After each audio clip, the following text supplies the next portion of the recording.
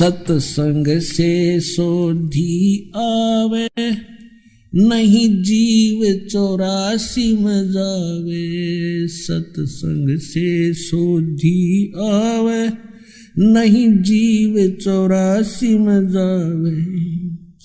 अब मेटो द्वेष और राग, हो राग या उम्र बतेरी जाली। अब मेटो द्वेष और राग, हो राग या उम्र बतेरी जाली।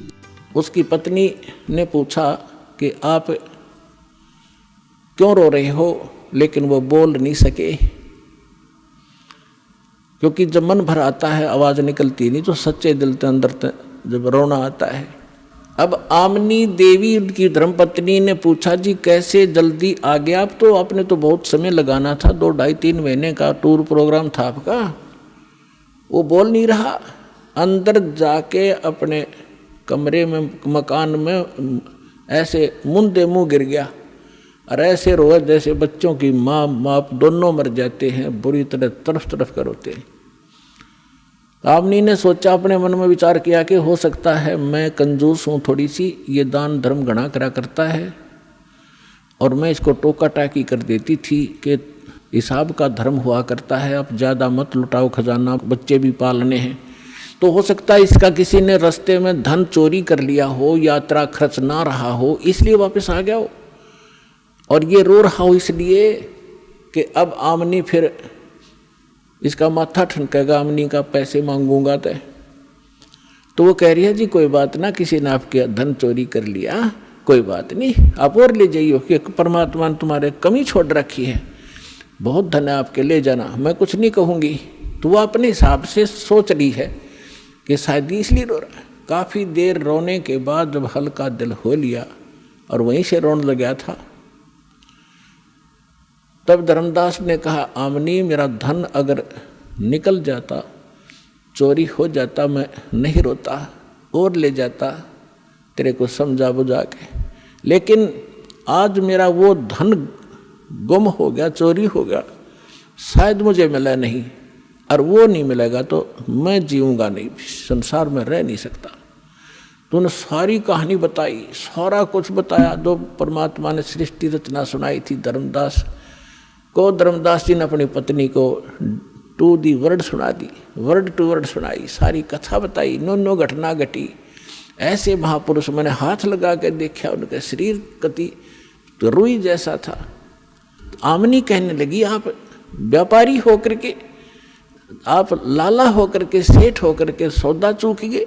रामकृष्ण से कौन सी अपनी रिश्तेदारी थी, इनका ज्ञान सुना था तो ये अच्छे लग रहे थे, इनसे श्रेष्ठ ज्ञान सुना, आपने सौदा क्यों नहीं करा, चरण क्यों नहीं पकड़ दिया, आपने वाद विवाद नहीं करना चाहिए था।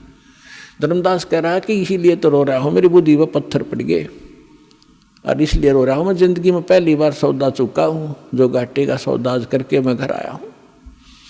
दुर्भाग्य आ गया मेरा, उल्टे दिन लग गए मेरे, बहुत रो रहा है, 6 महीने हो गए रोते रोते। बाहर बैठ जा गली में, कोई काम नहीं, अयूँ देखे महात्मा वो फिर आ जा, बहुत दूर तक जंगल में देखने जाता है। एक समय पता लग गया कोई साधु संत गांव से बाहर जंगल में बैठा है, बड़ा विद्वान पुरुष है, कुछ आशा की किरण उगी, जाके दर्शन किए, दर्शन से नहीं पहचान हो सकती, साधु वेशभूषा बदल लेता है वो, प्रसन्न ज्ञान से पता चलता है, उसने प्रश्न किया। अब धर्मदास जी ने प्रश्न किया कि महात्मा जी, ये ब्रह्मा विष्णु महेश के माता पिता कौन हैं, इनकी क्या जन्म मृत्यु होती है? तो वो महात्मा कहता है, ये तो अजरो अमर हैं, बच्चा अपने किसी ने बहका दिया, ये सर्वेश्वर हैं, इनके कोई माता पिता नहीं, अजन्मा है, ऐसे है।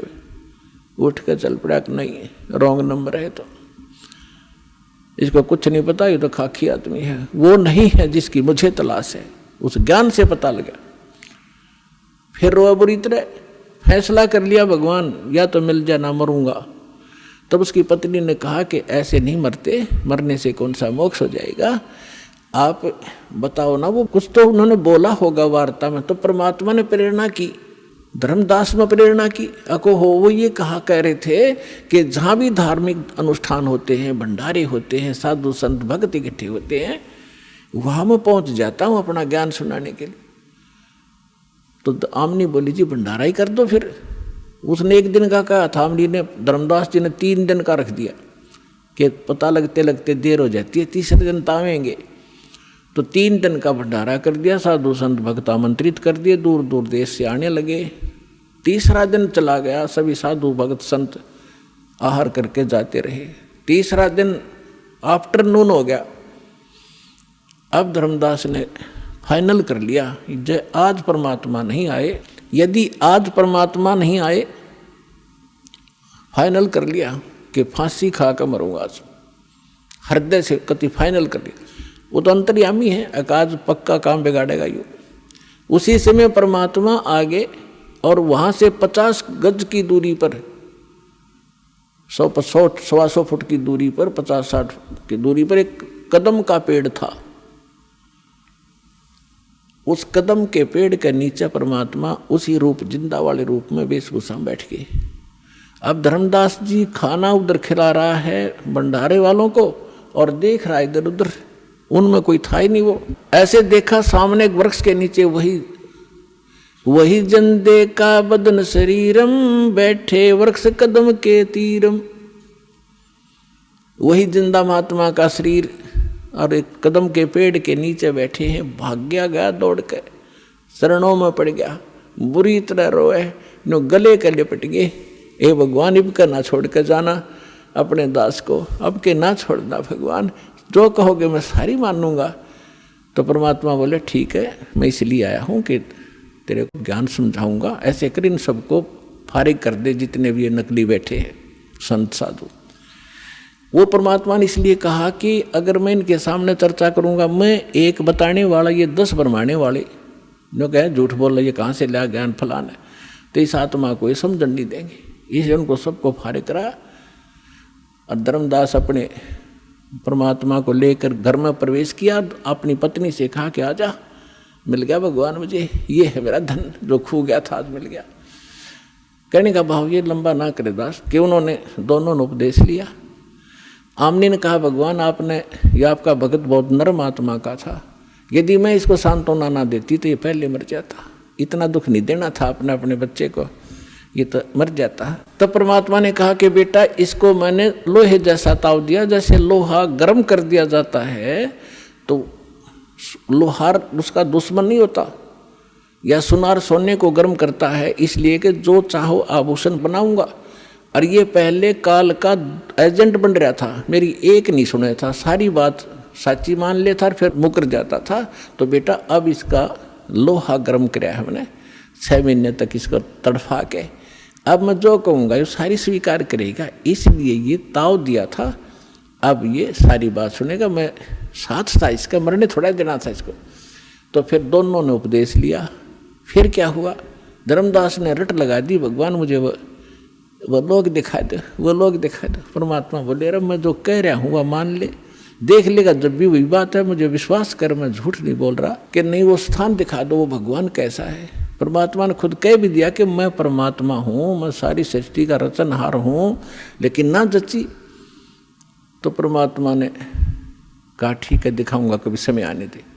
एक दिन परमात्मा आए और उनको लेकर के सतलोक गए, शरीर वहीं रहा, ऊपर जाकर दिखा के, वहाँ जाकर जो नीचे से साधु परमात्मा जिंदा रूप में थे, सामने वही तख्त पर बैठे दिखाई दिए, और उनका शरीर बहुत तेजों में था। वहाँ की और वहाँ की सारी सृष्टि देखी, वहाँ से ही स्त्री और पुरुष गांव के गांव बसे हुए हैं, बहुत सुंदर महल हैं, बड़े सुंदर शरीर हैं उनके, और सुंदर आभूषण पहनते हैं, बड़ा प्यार से रहते हैं। तब धर्मदास ने कहा भगवान मुझे यही रख लो, हे परमात्मा आप तो सचमुच मतलब मूर्ख हूँ, आप स्वयं मालिक हो, हे भगवान मुझसे गलती हुई, माफ़ करो, मुझे यहीं रख लो। परमात्मा बोले नहीं, आपको वापस जाना पड़ेगा, आप भक्तिहीन हो चुके हो। मैं ऐसा मंत्र सतनाम दूंगा 2 अक्षर का, और फिर सार नाम दूंगा, इनकी साधना से जो मैं विधि बताऊंगा शीघ्र धनी हो जाओगे, और फिर यहाँ जाना बच्चा, फिर मेरा गवाह बना, आपके भाई बहनों को बता कि सचमुच वास्तविकता क्या है। तो वापस भेजा। 3 दिन बीत गए इसी कारण में। 3 दिन तक सब रिश्तेदार इकट्ठे हो गए कि धर्मदास कोमा में गया, पागल हो गया, बेहोश हो गया, जादू जंत्र करनिया महात्मा इनके घर पर आता था। अब जो ही तीसरे दिन होश में आया, सारे आसपास बैठे। यदि वो आसपास ना बैठे होते तो वो इन्हों सोचता स्वप्न होगा, और वो देखा तो सचमुच तो मर चुका, यूं न तो मरा मान लिया, लेकिन श्वास चल रहे थे, अचेत थे। तब धर्मदास को विश्वास हुआ और परमात्मा ने बताया कि मैं काशी में आया हुआ हूँ, बनारस में, वहाँ धानक रूप में रहता हूँ, जुल्हे का काम करता हूँ। अब यह तसल्ली हो नहीं कि वो भगवान यहाँ रह रहा होगा।